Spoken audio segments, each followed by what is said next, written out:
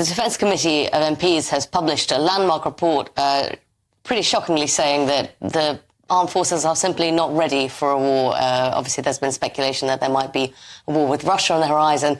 There's a lot going on in the Middle East. I mean, last night it was almost looking like we might get pulled into the American action against Iran. Yes. That did not happen. Instead, there were more bombings against the Houthis in Yemen. But it's just such a tinderbox situation there. And at the same time, back home, we've got this report saying that the armed forces are just not ready. One of the findings is that while there was extra funding promised in the last budget, about nearly £2 billion, all of that's done is gone into plug shortfalls. So it's not actually investing in the new capability that people say we actually need. And when we question Grant Shapps about this, I know you have and I have, it's kind of like nothing to see here, everything's OK. But there are legitimate concerns among former army and other generals, aren't there, that we aren't quite ready. And then there's also concerns, I mean, perhaps it would be seen as too much of an escalation, but we're sending these aircraft out from about 3,000 miles away when we have got 2 aircraft carriers that could be sent to the Red Sea. Why do you think Shapps doesn't want to do that? Well, maybe it would be seen as a possible stepping up. I think there is a real concern that what is going on in the Middle East right now really has the risk of tipping over into wider war, and no one wants that. So I think that is probably why.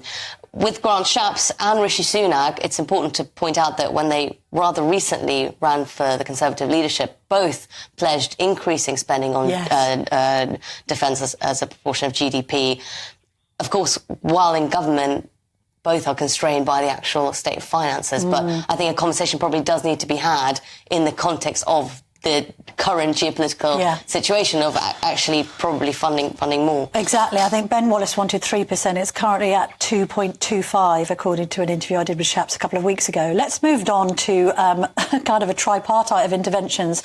We've got James Cleverly, the Home Secretary, in the Sun on Sunday, talking about the interference, really, of bishops with regard to not just the Rwanda bill, but also this recent chemical attack. We've also got Priti Patel and Suella Braverman, who's coming into the studio in just a moment to speak to me about this and other matters, also saying that churches shouldn't be getting involved in asylum claims. Do you agree with that, Anna? Well, the point about churches is obviously off the back of the horrific attack in Clapham, where it turns out, despite being twice rejected for asylum by the Home Office, the attacker was then granted was allowed to stay in the country by a tribunal based on some evidence, it appears, where a priest vouched for him and said he had converted to Christianity. So at the last minute, I mean, I can't quite understand this. One can understand that somebody could claim asylum on the back of being a Christian and fearing persecution in their own country. We know that there are a lot of cases of Christian persecution in the Middle East. However, this is at the last minute, and there are other examples in the papers of this being used, I think, as a ruse. Well, so Suella Braverman, in her article in Telegraph, says that when she was shocked when she got to the Home Office, and says that this happens on an industrial scale, she claims, that churches effectively, that in certain communities, people know which churches to approach and help facilitate. Find a friendly bishop, yes. The churches do deny this. They say, is this more a problem of the church almost wanting to, in a time when no one really wants to go to church, being sort of desperate for anyone to anyone join. Who comes and converts, they're happy with. So whether or not they're doing it knowingly is debatable. But Alan Mendoza, for example, has an op-ed.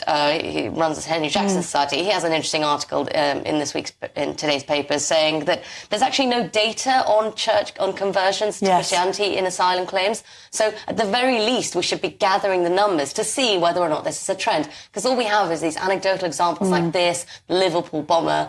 It'd be good to know the numbers, wouldn't it? Exactly. Just very quickly on James Cleverly, I mean, he's not holding back on Justin Welby, is he?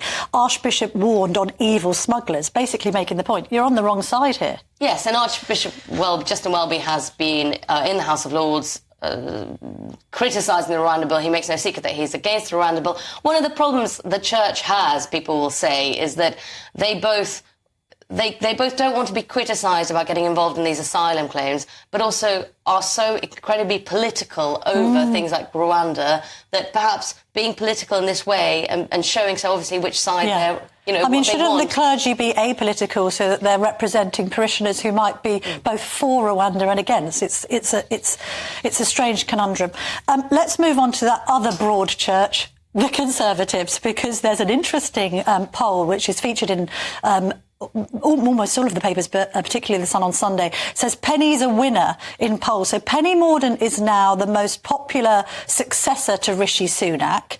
Meanwhile, we read in the Sunday Times that Nigel Farage, of all people, my GB News fellow presenter, is going to be attending the launch of this popular conservatism comeback that's being spearheaded by Liz Truss. Very quick thought on Penny. I mean, we had Kemi Badenoch in here last week. She gave a good account of herself. I'm obviously going to be speaking to Suella Braverman shortly, and she's another leadership contender. But Penny Mordaunt, is she the answer, do you think? Well, the grassroots do really like her, and it's not surprising that she's topped a poll because she has, in the recent past,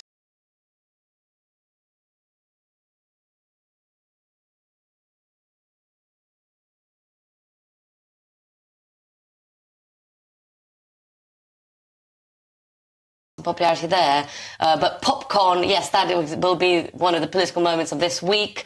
Nigel Farage is apparently attending in his capacity as the GB News presenter. Is he? OK, so journalistically he's attending, although we know he was at the Tory party conference. He went to another event featuring Liz Truss. What's Liz Truss up to, Anna, do you think? I think she's knowingly stirring the pot, would be the technical term for it. I think Liz Truss obviously knows that she has no future in a return leadership bid, but she makes no secret that she would probably like to be in a position of kingmaker in any future. I was going to say kingmaker rather than comeback queen, I think, is probably the best idea. You interviewed Gillian Keegan in your newspaper, The Mail, on Sunday. I've got her coming up in just a moment. Is she a leadership contender, do you think? She is cited as one of the leadership contenders, but still the ones in the lead are definitely Kemi Badenoch, Penny Mordaunt. But as you know, with leadership contests, the ones who are the front runners at the beginning don't always end up being the front runners at the end. Yes, indeed so. And just a very final point, because we're running out of time. There's an interesting sort of dual story in the Sunday Times talking about how we're in this slightly perverse situation that Keir Starmer is being sort of more strong on Israel than Lord Cameron, our Foreign Secretary. Cameron calling for Palestine to be recognised as a state. Starmer's not willing to go that far. Is this going to cost Labour Muslim votes, do you think? Well, it is already costing Labour Muslim votes, and Rochdale, the by-election in Rochdale, will be an interesting one to watch because George Galloway is standing there. So that will be this month, and also other prominent Labour MPs are being challenged by Palestinian activists. The Sunday Times quotes a Labour MP saying that Cameron has, quote, outflanked us on Palestine, which they think is hemorrhaging both traditional Labour voters and Muslim voters. Very, very interesting indeed. Thank you very much for that, Anna.